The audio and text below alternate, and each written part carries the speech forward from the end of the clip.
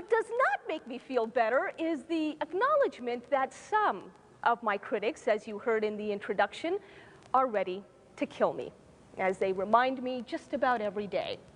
So don't lean too close during the book signing. And if you do happen to get close to me, be prepared to duck.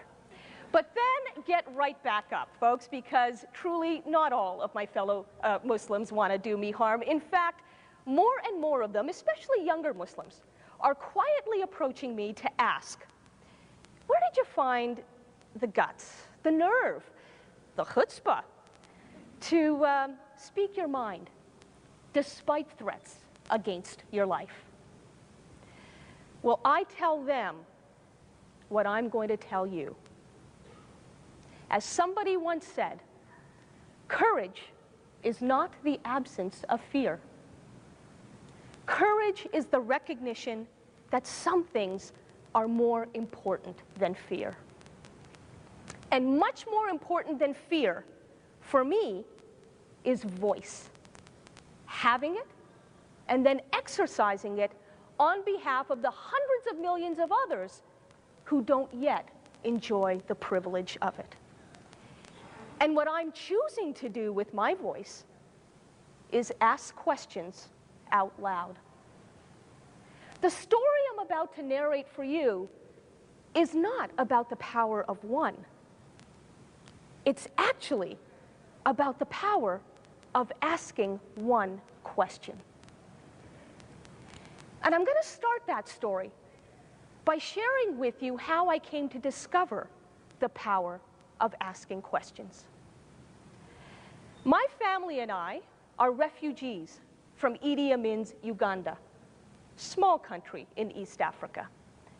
We settled just outside of Vancouver in 1972, and I grew up attending two types of schools: the regular, secular public school of most North American children, and then on top of that, every Saturday for several hours at a stretch, the Islamic religious school, known as the madrasa.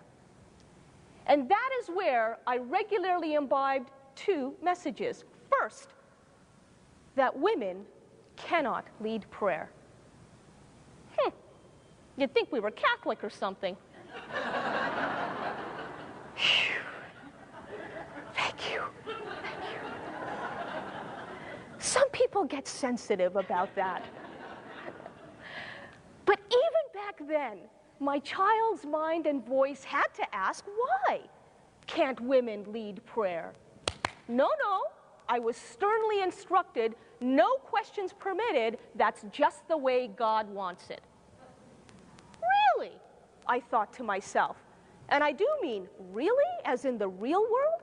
Because that's exactly where I was looking, in the real world, in order to find something to contradict what I was being taught. And I found that. My mom.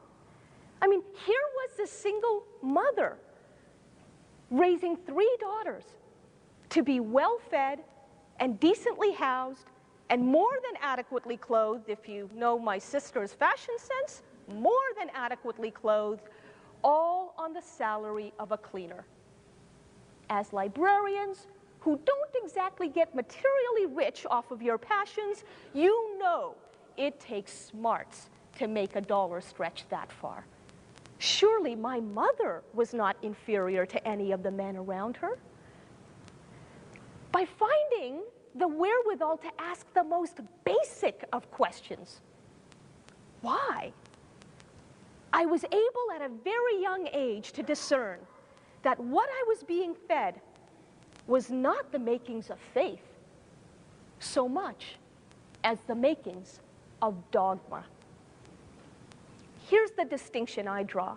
Faith, it seems to me, is secure enough to handle questions. Faith never needs to be threatened by questions. Dogma, on the other hand, always needs to be threatened by questions because, by definition, dogma is brittle. It snaps under the spotlight of scrutiny because it's built on a very shaky foundation and therefore, in my view, deserves to be threatened by questions.